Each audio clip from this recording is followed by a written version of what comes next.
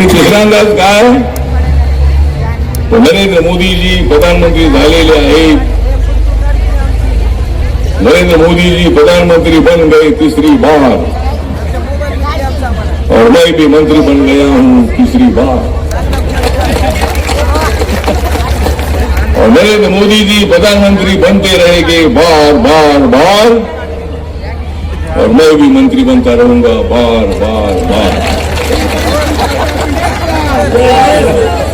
मंत्र्याचा विषय नाही आहे, मंत्रीपद असो की नसो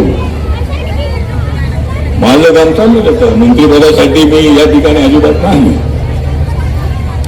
माननीय नरेंद्र मोदींच्या सोबत 2014 मध्ये महाराष्ट्रातल्या नव्हे तर युपी मधल्या अनेक ठिकाणच्या सभांमध्ये मी सहभागी होतो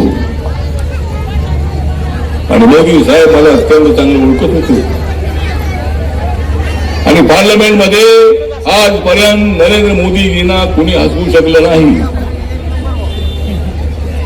मी माननीय नरेंद्र मोदी साहेबांना पार्लमेंटमध्ये खुदुखुद हसताना मी त्यांना हसवलेलं आहे.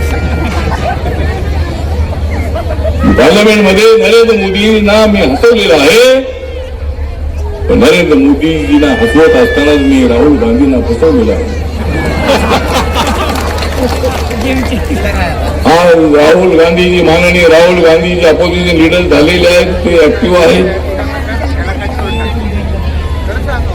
ते काँग्रेस पक्षाचे नेते आहेत आणि लोकसभेमधले ते अपोजिशन लीडर आहेत, नेते आहेत.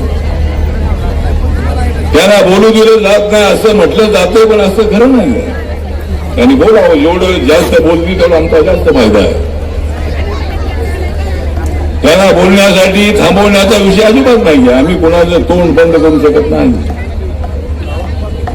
आणि पार्लमेंटमध्ये प्रत्येकाला बोलण्याचा अधिकार आहे. पण जर चुकीचं कोणी बोललं तर त्या ठिकाणी माईक बंद होतो. मी राज्यसभेमध्ये आहे, माझ्या पक्षाचा मी एकटाच आहे. अनेक विषयावरती चर्चा होत असताना आम्हाला 3 मिनिटे होतात बाबासाहेब आणि माझे 2-4 शेअर असतात. त्यामध्ये माझी 3 मिनिटं संपून जातात. मला पुढे काय बोलताच येत नाही. लगेच माईक बंद होतो. मी सत्तेमध्ये आहे, मंत्री आहे, तरी सुद्धा मला जेवढा वेळ दिलेला आहे तेवढ्याच वेळेमध्ये मला बोलणं अत्यंत आवश्यक असतं. त्यामुळे इतर विषय मला मांडता येत नाही. काही लोकांना वाटत असेल की आठवड्यात कविताच करतात. माझ्या मनामध्ये जे अनेक प्रश्न असतात ते प्रश्न मला अनेक वेळेला मांडता येत नाही.